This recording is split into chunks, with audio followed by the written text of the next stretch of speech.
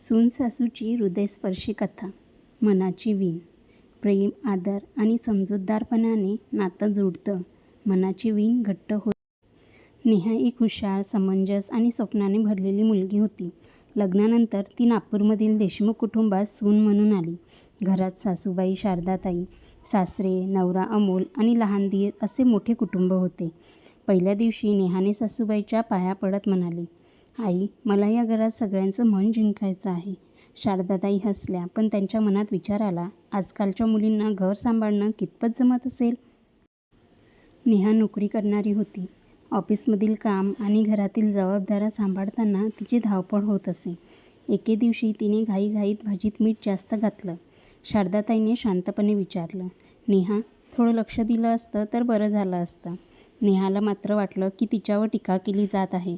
ती रागाने म्हणाली, मी प्रयत्नच करते ना, मला सगळं एकदम कसं जमेल. त्या दिवसानंतर दोघींमध्ये अबोला सुरू झाला. दिवाळी जवळ आली होती. शारदाताई दरवर्षीप्रमाणे फराळ तयार करत होत्या. नेहाने मदत करण्याचा प्रयत्न केला, पण सासूबाईने, मी करते, तुला दम आला असेल, असं म्हणत तिला बाजूला केलं. नेहाला वाटलं, त्यांना माझ्यावर विश्वासच नाही. त्या रात्री ती रडत बसली. अमोलने विचारलं, काय झालं. नेहा म्हणाली, मी कितीही केलं तरी आई मला स्वीकारत नाही. दुसरीकडे शारदाताईंनीही सासऱ्यांना म्हणत होत्या, मुलगी चांगली आहे, पण तिच्यावर जास्त ताण पडू नये म्हणून मी तिला काम करू देत नाही, पण ती माझा गैरसमज करते. काही दिवसांनी शारदाताई अचानक आजारी पडल्या. नेहाने ऑफिसची सुट्टी घेतली. तिने वेळेवर औषध दिली, डॉक्टरकडे नेलं, रात्री जागून त्यांची काळजी घेतली. एका रात्री शारदाताईने नेहाचा हात हातात घेतला.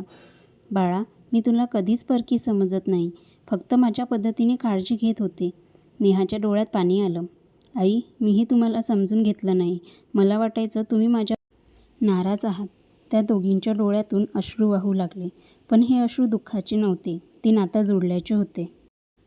त्या दिवसापासून घराचं वातावरण बदललं. नेहा नवीन पदार्थ शिकू लागली. शारदाताई मोबाईल वापरायला लागल्या. दोघी मिळून बाजारात जाऊ लागल्या. एकमेकीच्या आवडीनिवडी जाणू लागल्या. शेजारच्या काकूने विचारलं, अगं शारदाताई, तुझी सून खूप छान आहे. शारदाताई अभिमानाने म्हणाल्या, ती माझी सून नाही, माझी मुलगी आहे. हे ऐकून नेहाच्या चेहऱ्यावर आनंद फुलला. एकदा नेहाच्या नोकरीत मोठी समस्या आली. तिची पदोन्नती थांबली होती. ती खूप निराश झाली. तेव्हा शारदाताई तिच्याजवळ बसल्या. बाळा, अपयश म्हणजे शेवट नसतो. मी तुझ्या पाठीशी आहे. आईच्या त्या शब्दांनी नेहाला नवीन ताकद मिळाली. काही महिन्यांनी तिला पदोन्नती मिळाली. घरी येऊन तिने सर्वात आधी सासूबाईच्या गळ्यात मिठी मारली. आई, तुमच्यामुळे मी हार मानली नाही. वर्षानुवर्ष सरली. लोक सासू-सुनेच्या भांडणाच्या गोष्टी सांगत राहिले, पण देशमुखांच्या घरात वेगळीच गोष्ट होती. तिथे प्रेम होतं, आदर होता, संवाद होता आणि सर्वात महत्त्वाचं म्हणजे समजूतदारपणा होता. शारदाताई नेहाला म्हणाल्या, नातं रक्ताचं असणं महत्त्वाचं नसतं. मनाने स्वीकारलं की प्रत्येक नातं सुंदर होतं.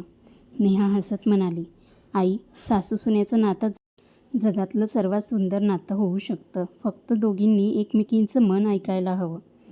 कथेतील बोध. गैरसमज नातं तोडतात, पण संवाद नातं